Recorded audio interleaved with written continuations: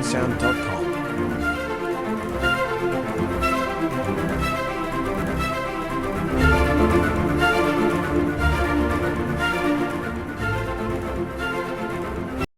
Assalamualaikum warahmatullahi wabarakatuh. Perkenalkan, di sini kelompok kami akan mewawancarai tentang kebijakan vaksinasi. Perkenalkan, nama saya Bagus Diwayu Ramadhani, NIM saya 191312142. Perkenalkan, nama saya Luki Ariza Juli Fernanda, NIM 1913121038. Perkenalkan, nama saya Mega Anggona Aurelita, NIM saya 1913121030. Perkenalkan, nama saya Firnita Eka Putri, NIM saya 19131210032. Perkenalkan, nama saya Rizka Yunita Sari Ainiha, NIM saya 21131222002. Menurut Ibu, apa vaksin itu bisa menjamin seseorang tidak kena COVID? Menurut aku ya, enggak sih. Tergantung orangnya apa ya Mbak, kondisinya masing-masing individunya. Gitu loh menurut aku. Tergantung imunitas. Iya orang betul. tadi ya. Iya. Oke. Terus menurut Ibu, apa Ibu itu setuju dengan adanya syarat kebijakan kalau booster itu salah satu syarat buat luar kota biar nggak PCR lagi kayak gitu? Iya. Enggak setuju. Wes vaksin 1 sama 2 aja lah cukup Mbak. Itu sudah membuktikan kalau kita nih patuh peraturan, terus kita tuh sudah sehat gitu. Gitu menurut aku loh ya. Apa ada efek samping setelah Ibu vaksin? Ya itu tadi loh Mbak, dibalikan ke kondisinya orangnya masing-masing. Kalau aku tuh terasa kayak apa, ngantuk gitu. Ada yang suamiku yang kayak kaku gitu, pundaknya tuh kaku katanya. Ada yang lapar, ada gitu. Terus apa itu namanya, menurut Ibu apa booster ini itu dapat mempengaruhi sistem kekebalan tubuh kita? Enggak. Tetap aja. Rasaku loh Mbak, enggak. Apa ada pro dan kontra Bu terkait vaksin booster ini? Enggak sih menurut aku. Pakai monggo, gak pakai nggih monggo. Pokoknya satu vaksin ke 1 sama 2 diikuti aja. Itu aja. Terima kasih. Mas, menurut Anda, apakah vaksin bisa menjamin seseorang tidak terkena COVID? Nggak bisa. Alasannya kenapa? Ya memang kenyataan di lapangan seperti itu. Oh gitu. Menurut Anda, apakah Anda setuju dengan adanya kebijakan booster sebagai salah satu syarat untuk keluar kota? Jadi nggak perlu PCR lagi? Nggak bisa. Nggak Kenapa? setuju. Ya karena itu apa ya? Karena kan yang dimasukkan ke dalam tubuh kita kan itu nanti kita yang rasakan sendiri, bukan orang lain. Misal sampean tak suntik virus HIV gimana? Mau nggak sampean? Nggak mau. Lah, sama aja Iya, kayak gitu. betul. Bagaimana efek samping setelah divaksin, Mas? Efek sampingnya ada di tubuh Mas. Alhamdulillah saya belum pernah vaksin sama sekali, Mbak. Saya nggak mau. Oh, apakah tidak menyusahkan Mas ketika perjalanan keluar kota? Soalnya kan syarat kemana-mana harus ada vaksin 1 dan 2 minimal. Nggak. Alhamdulillah nggak pernah. Oh, nggak pernah. Nggak pernah. Belum pernah terkena juga ya Mas ya?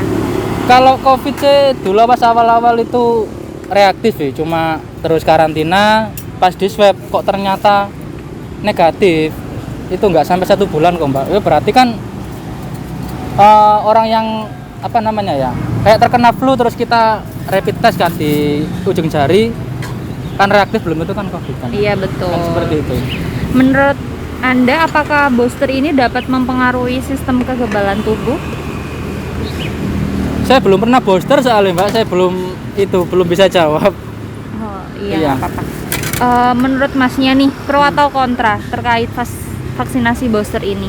Ya pasti ada yang pro, ada yang kontra. Kalau pasti yang pro kan pasti ada pihak yang diuntungkan. Kalau yang kontra kan pihak yang dirugikan kan seperti itu. Iya, bisa dijelaskan Mas pro dan kontranya seperti apa? Ya tadi itu kalau misalnya orang yang ada pro kan pasti kan dia ada yang diuntungkan. Sedikit-sedikit kan dia diuntungkan. Entah itu dapat apa kan kita juga nggak tahu. Kalau yang kontra kan ibaratnya memberatkan dia lah.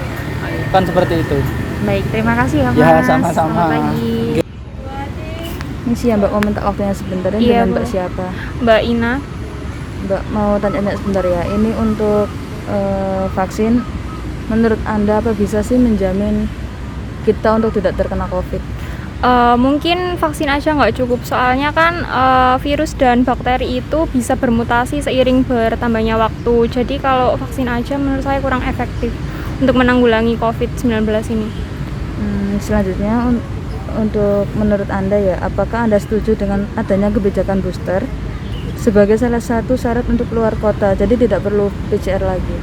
Mungkin iya sih cukup efektif, karena selain untuk menambah imun tubuh ya, untuk memutus terkenanya COVID, mungkin booster ini bisa memiliki banyak fungsi. Yang pertama itu bisa mempertahankan imun, kemudian memperkuat antibodi dan memperpanjang masa perlindungan tubuh kalau nggak, iya mungkin itu. Menurut Anda, apakah efek samping setelah Anda melakukan vaksin? Efek samping yang pernah saya rasakan itu kayak badan itu langsung merah, terus panas, demam gitu mbak, kurang fit. Menurut Anda, apakah booster dapat mempengaruhi sistem kekebalan tubuh? Iya.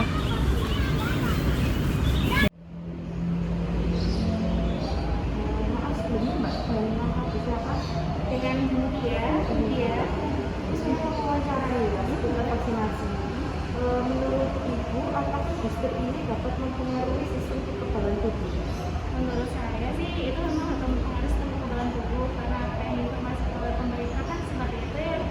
Karena mungkin saat ini kan statusnya sudah nggak pandemi, dan kita kan harus tetap mematuhi protokol yang ada ya untuk kesehatan. Salah satunya menekan penyebaran virus itu lebih menjalar, kita harus akhirnya vaksin booster. Karena menurut saya sih dengan yang booster itu bisa meningkatkan imunitas tubuh. Menurut Ibu juga, apakah pro atau kontra terkait vaksinasi booster ini? Kalau saya sih pro, mendukung kebijakan pemerintah yang ada. Terima kasih juga.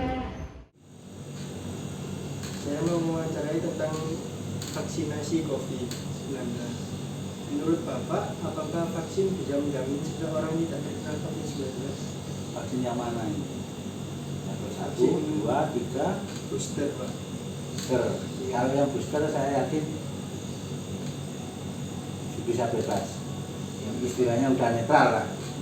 Udah ada, kalau ada vaksin, ada penyakit virus bisa dinetralkan lah, dan tahan tubuh dan kuat tadi. Jadi di sini Bapak memilih pro ya? Ya. Ya, baik Pak. Pertanyaan yang kedua yaitu menurut Bapak, apakah Anda setuju dengan adanya kebijakan booster sebagai salah satu syarat untuk luar kota, jadi tidak perlu PCR lagi, jadi tidak perlu tes PCR lagi? Kalau booster kan yang otomatis. Kalau yang enggak vaksin ya harus tentang untuk penularan penyakit. Jadi di sini Bapak pro ya? Ya. Baik Pak. Pertanyaan yang ketiga, bagaimana efek samping setelah divaksin? Yang jelas vaksinnya itu sekitar jam 9. Kebetulan hari Jumat. Setelah sekitar jam 2 itu badan sudah terasa nggak enak. Panas, pokoknya ada peningkatan lah panas. Setelah di rumah istirahat cukup sampai pagi, sampai jam 2 siang baru sehat kembali. Itu efek sampingnya Pak ya? Efek sampingnya. Baik Pak.